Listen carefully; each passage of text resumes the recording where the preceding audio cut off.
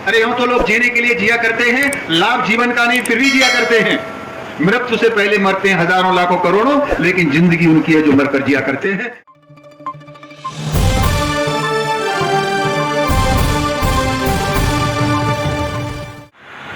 कितना कटान हो रहा है शायद आपको भी नहीं पता होगा।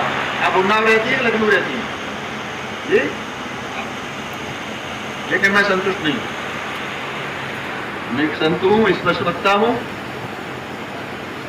कम से एक साल में मुझे ही पता चलना चाहिए वन विभाग क्या कर रहा है। मैं आपसे भी सीएम साहब ये निवेदन करना चाहता हूं। आपने कल मुझे फोन किया, आज मैं यहाँ पर आ गया तो मैं सुलभ रहता हूँ। मैं हिंदुस्तान के किसी भी कोने में रहूं, लेकिन आपने जब कभी याद किया होगा मैं तुरंत आया हूँगा। मैं कर्नाटक में था जब आपने फोन किया, उस समय मैं कर्नाटक में था। ये कर्नाटक से करके मैं कि नहीं मैं पहुंचूंगा, आपको समय दे दिया तो मैं आ गया। तो इन सबको जागृत करना, हम केवल नौकरी नहीं करते, हमको पगार मिल गई हम अपने घर बैठे, ये हमारी जिम्मेदारी नहीं है। इस राष्ट्र के प्रति, समाज के प्रति हमारा दायित्व तो कर्तव्य बनता है।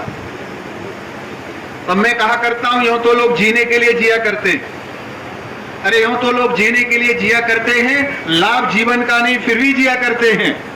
मृत्यु से पहले मरते हैं हजारों लाखों करोड़ों, लेकिन जिंदगी उनकी है जो मरकर जिया करते हैं। जिंदगी उनकी है जो मरकर जिया, और मरकर वो जीता है जो समाज के लिए समर्पित हो गया हो, जो राष्ट्र के लिए समर्पित हो गया हो, जिसने जीवन में कुछ तो ऐसा किया हो जो समाज में लगे कि हाँ आपका नाम लेके कि भला व्यक्ति ने किया। मुझे बहुत अच्छा लगा, बच्चे यहाँ पर बैठे हैं। मैं कई बार बड़ी बड़ी यूनिवर्सिटियों में भी उद्बोधन करने जाता हूँ। 1 दर्जन से ज्यादा मैं शिक्षण संस्थान चलाता हूँ। उन्नाव की लड़कियों ने भी मेरे कन्या डिग्री कॉलेज में जाके बीएड किया। मैं पूछा करता हूँ बच्चों से, पढ़ना लिखना क्यों? उत्तर मिलता है पढ़ना लिखना कमाने के लिए। मैं दूसरा प्रश्न करता हूं, कमाना क्यों?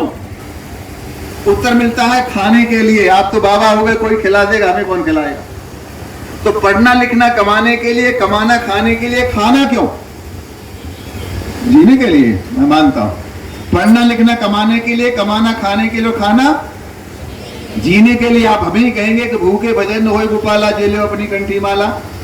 तो पढ़ना लिखना कमाने के लिए, कमाना खाने के लिए, खाना जीने के लिए। मेरा चौथा प्रश्न है, जीना क्यों?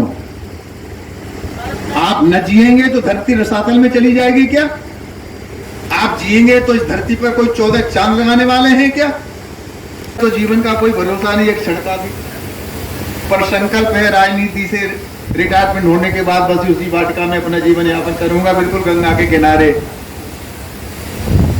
हमारा सबका ये कर्तव्य बनता है, चाहे खेत की मेड़ पर ही लगाएं।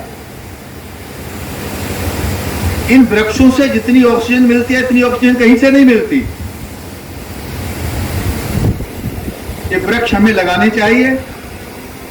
जैसे बच्चों को पैदा करके उसकी पूरी जिम्मेदारी हम ग्रहण करते हैं, ऐसे ही वृक्ष को लगा करके उसकी पूरी जिम्मेदारी, उसे कब पानी देना है, कब छटाई करना है, कब क्या करना है, ये बहुत आवश्यक हो जाता।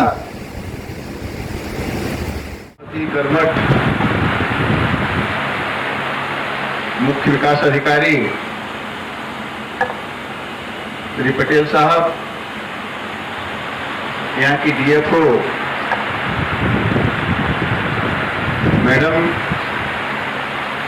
मैनोरा के प्रधान जी, और मेरे शिष्य नितेश नंदू जी, आदि पत्रकार बंधुओं, सुरक्षा कर्मियों,